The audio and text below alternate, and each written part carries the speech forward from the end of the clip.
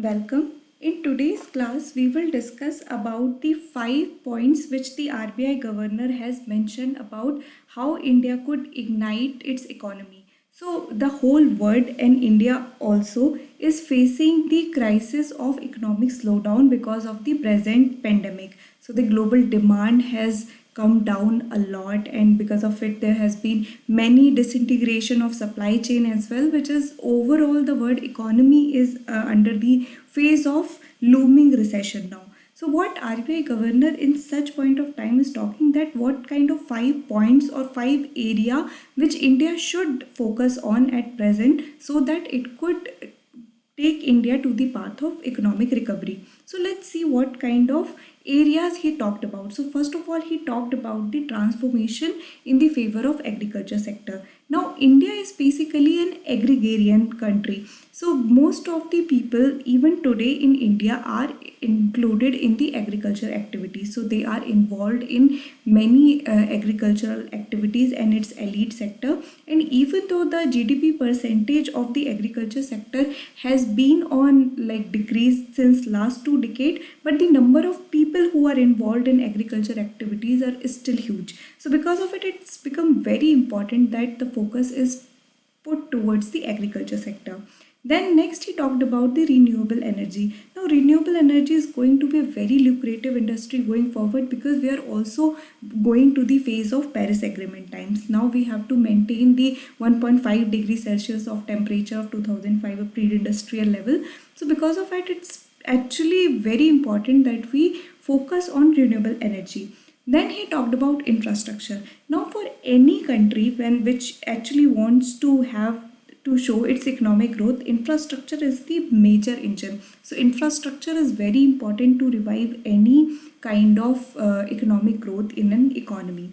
Next, he talks about how we can leverage the ICT. So presently we are in a phase of Industry 4.0. So Industry 4.0 majorly focus on ICT. So all the other sectors will also be moving towards the ICT and they will need the infrastructure for it. So it's very important that India become a pioneer, and from today itself they have the base and the foundation, and India has the leverage of having the skilled manforce for that regard. So it's a good time for India to focus on ICT. Then finally he talked about what kind of domestic and global supply chain things we could do so that it could actually help in reviving the economy. So these are the major areas that he talked about. Let's also see what exactly he suggested for each and every point. So first of all, let's discuss what is favoring agriculture sector. So he talked about something like the policy now should focus on MSP. So MSP has been a major talking point from a lot of time now. There has been debates between the policymakers as well as farmers regarding what should be the correct price of MSP, and there is also a debate what kind of crop should be included in the MSP. For an example, Maharashtra has something called as FRP, your fair remuneration price for sugarcane. Now these kind of things should be focused on, and we should come up with something more integrated and more generalized form of MSP. So if you know, the present government is very focused on doubling farmers income. They have decided on doubling of farmers income by 2022. So by 2022 they actually suggested that India should go ahead and have farmers should have their double of the income which they are earning now. So there was a committee, Ashok Dalwai committee, which specifically mentioned about this. But now it's the time for India to move ahead, and RBI governor also suggested that we should focus on MSP. Now the next thing he actually talked about is very important. There has been major changes in the legislative process in the past few months. So government has come up with something called as the amendment to the Essential Commodities Act of 1955. So Essential Commodity Acts means there is a list of commodities which basically are debarred from exporting because of the domestic need. So because of it, what used to happen, the farmer cannot put their produce out in the open market, in the international market, and they were not getting the right remuneration price. So this amendment is particularly very helpful to kind of give the access to the market to the farmers so they could get the right price for their produce. So that is one of the major amendment that is done from the policy perspective. Two other ordinances were also passed in the past few months, and they were like the farmers produce trade and commerce ordinance, in which they talked about how we can smoothen the export policy for the agri product, and then the ordinance on price assurance and fine services. So this particularly price assurance and farm services ordinance is also talking about how the minimum price has to be provided to the farmers, especially in the time of uncertainty as we are in today, so that anything is not sold to the farmers disadvantage. So these are few legislative and major changes which are being done by the government and the policy maker, which are to help the agriculture sector. And these particular legislative policies are there to boost the Indian economy like overall. So if these particular policies are implemented properly, it will give a major impetus to the Indian economy. Now the RBI governor also talks about that only the legislative policy will not work. We also have to look beyond it, beyond price management and policy changes. We have to think about the approach by which farming is done. So he talked about we should focus on crop diversification. Why? Think about it. India is one of the country with the biggest burden of malnutrition, and then we also have the problem of soil infertility.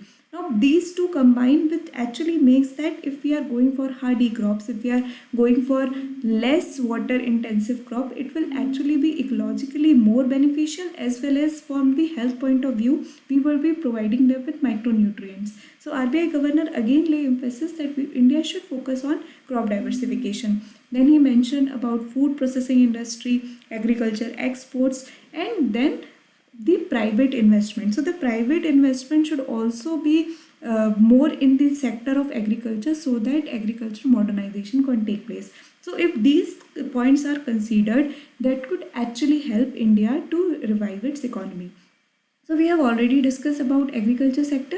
Now let's also talk about the renewable energy. As already mentioned, it is a very lucrative industry. Going forward, renewable energy will have a huge market for it.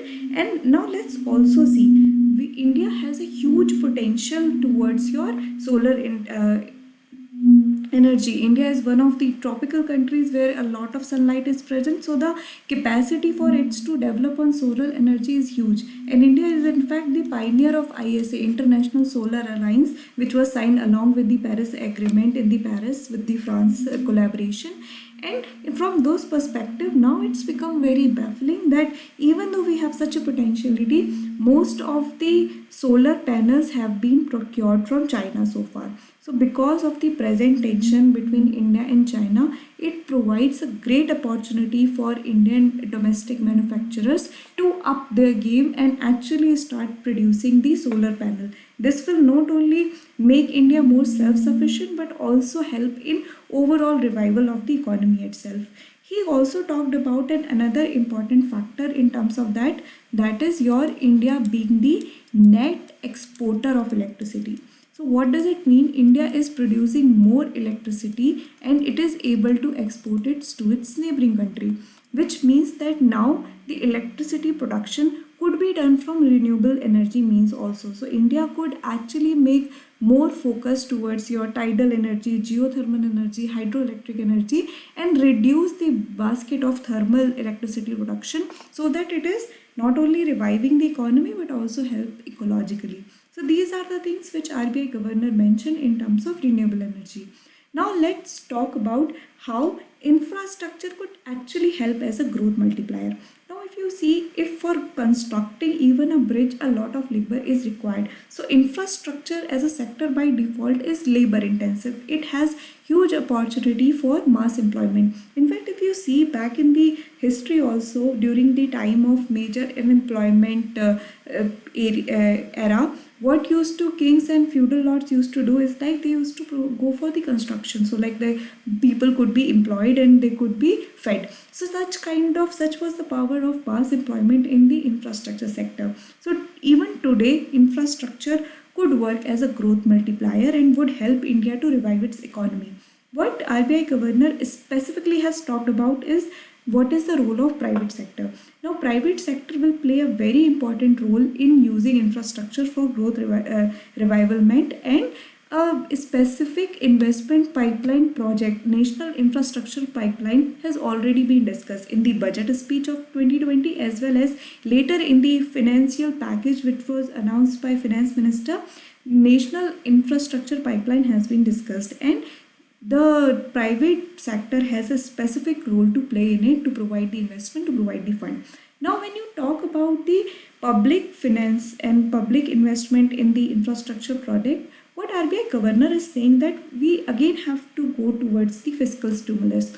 So we have to provide like the right now the because of the demand is very low, and there are other like the businesses are shutting down because of the overdue and the demand being low, production unit being shut down. Because of it, it's become very important that at present the public investment is done through a fiscal stimulus that could actually help in the later. We can consider it as a capital expenditure because you are creating assets out of it. So these kind of suggestions are given by the RBI governor by which infrastructure could work as a growth multiplier.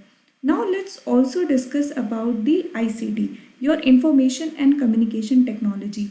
ICT is going to be the next big thing, and RBI governor take cognizance of it, and he mentions that the latest. So if you have been following news, you know that 59 Chinese apps has been banned by Indian government. So this particular ban provides a unique opportunity for Indian entrepreneurs to actually occupy that space. So this particular thing is a great opportunity for Indian startups to actually occupy the space which were previously being held by the China market. So that these are few of the things which RBI governor mentioned. Then he mentioned that the government from its behalf should also focus on these startups which are working on ICT because it's going to be a very major component and will help India to revive its economy. So the RBI governor says that the focus should be on ICT based startups. So this is one thing that he mentioned. And then finally he talked about how domestic and global supply chain need to be worked in present time.